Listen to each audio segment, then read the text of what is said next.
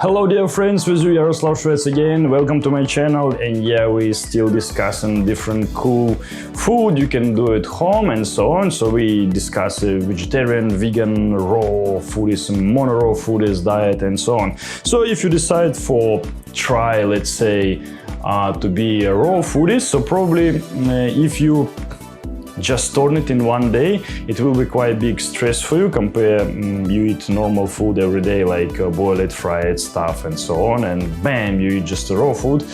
It might be a little bit stressful and quite difficult to turn on. So you can make some additional steps for change it slow and slow and slower. So basically the best way, I think, just add amount of raw food, raw vegetables, raw foods, nuts, seeds and so on, and increase such amount and see how it goes, how it feel like.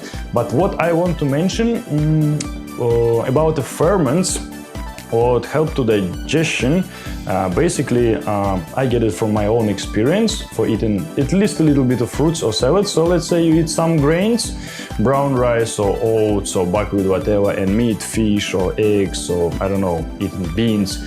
Always try to add a little bit salad to it, because it has ferments and vitamins, because everything what you cooked until more than 50 degrees, all the vitamins break up. And the minerals, basically they change the structure, so basically it will be not useful for you anymore. And ferments really easy break up as well, so all of the benefits what you might get from that you lose. So it's really necessary, if you eat some oats, let's say, or buckwheat, you add fruit there. And if you eat, let's say, basmati rice and chicken breast or whatever, add salad, always add salad.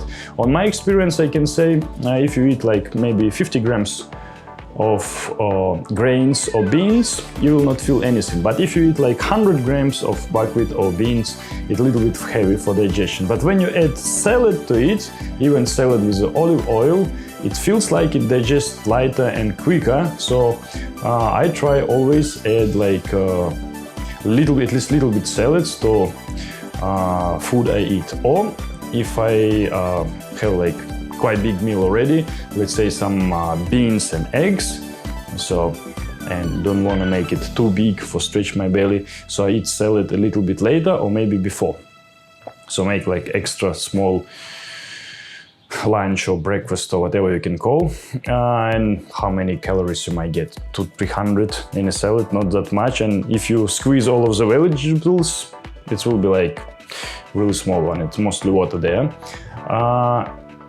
About this change to the raw foodist, if you decide to with some reason and you want to eat more raw food, but it not tastes good for you, but yeah, you can make a million different sauces, natural sauces, the 1,000 recipes in the internet. So maybe I'll make another video and show what I do sometimes, and salad will be taste quite cool. You can mix the vegetables with the fruits, let's say, if you're not really fan of vegetables or roots. Yeah, add a little bit of apples or maybe even bananas or, I don't know, grape. Always tastes nice in your salad, can make a different kind of combination.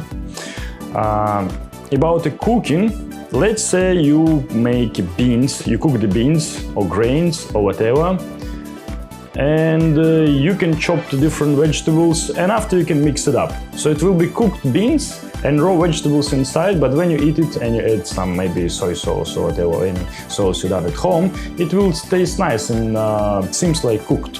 Or you can make it cheating, like let's say some Thai cuisine.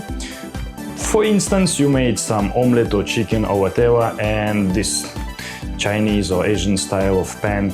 So you can put the vegetables in a sauce, so you chop the vegetables, put it in sauce and a little bit of oil, and you fried it like 30 seconds or 1 minute. So basically you fried only the edge, so it tastes a little bit like it's cooked, but basically it's raw.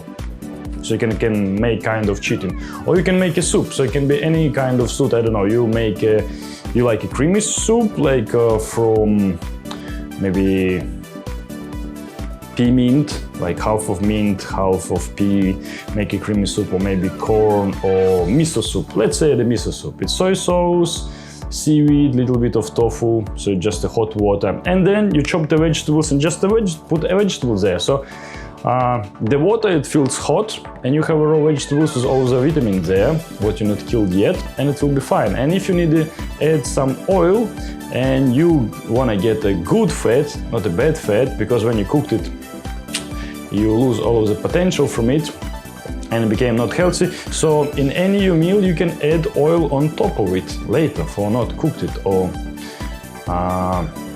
you can add maybe even a little bit of butter, because a spread and margarine I don't think is a really good idea for eat it.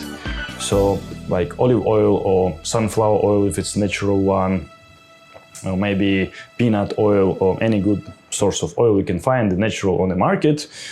It's really difficult to find anything natural now, but who knows, you're lucky. Yeah, just add it later to your soup or whatever, and then you have like a pretty healthy meal. So basically you can find a lot of different variety of cheating. So let's say you have a pasta with a slow carbs, dark one, you cooked it, on later on you add the cottage cheese or oil on top, and you chop some, I don't know, carrots, cucumbers, some any other, I don't know what vegetables you have. Usually what I cook, I look what vegetables I have and I just cook it. But I try go on market and buy like everything, so I have all of the kind of seeds, grains, nuts and whatever.